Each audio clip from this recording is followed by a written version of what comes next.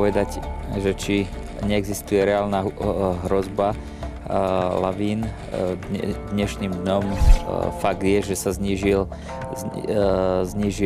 ten stupeň zo 4. na 3., čiže zvýšila sa pevnosť snehovej pokrývky, ale lavíny sú nevyspytateľné a môžu padať v ktorejkoľvek chvíli.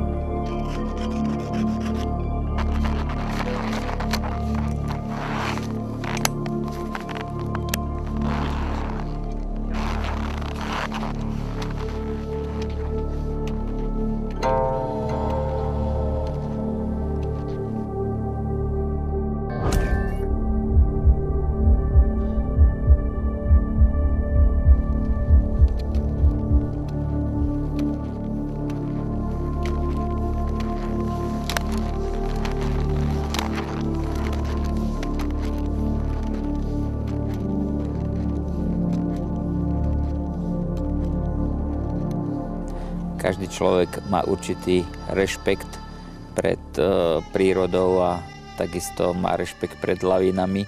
Nedá sa povedať, že to je strach, ale určite človek nejde s pocitom, že je to tu nebezpečné.